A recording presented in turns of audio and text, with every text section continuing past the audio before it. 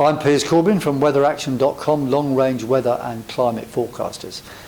And now I'm going to give you a little bit of news on what's happening around the world with the weather and weather politics. Just a little snapshot of interesting points. During September, our forecast for the USA and Europe both went quite well, as they did in Britain and Ireland. And an interesting thing people do notice, of course, in our forecast is the red warnings are worldwide. They're to do with impact from solar events and lunar modulation worldwide, and they happen simultaneously. So you get extreme things happening in America at the same time as extreme things happening in Britain. And also you get extreme things happening in places where we haven't made detailed forecasts, but we do nevertheless have people monitoring, like in Australia and New Zealand. And in the last 2 months we've had a lot of reports on our website of people observing things, and it's not just looking and finding by, because they want to.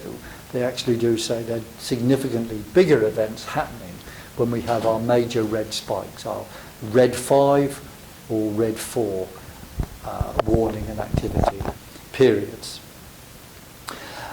And also, despite the fact that most of our forecasts are in Britain, we have a worldwide interest in what we're doing, a much bigger interest in certain from state bodies, for example, from around the world, than they show in Britain, where they're enamoured by global warming nonsense.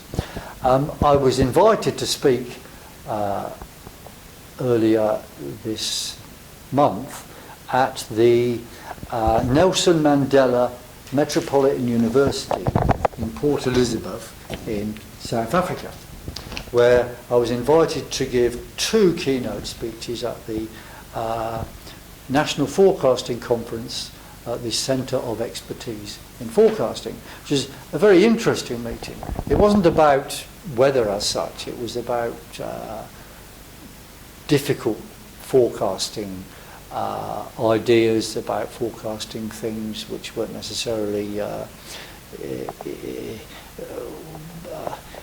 easily attainable in terms of data.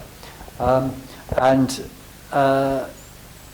was a tremendous amount of interest shown in what we were doing, including from the electricity provider for the whole of South Africa, where again these people in these countries there and in the USA show more interest in what we do than they do in Britain, which of course is a shame really, because obviously if our forecasts can be used in Britain so well and in other parts of the world, the powers that be ought to pay more attention.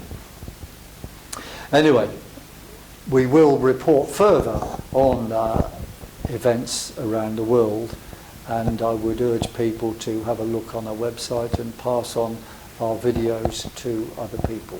Thank you.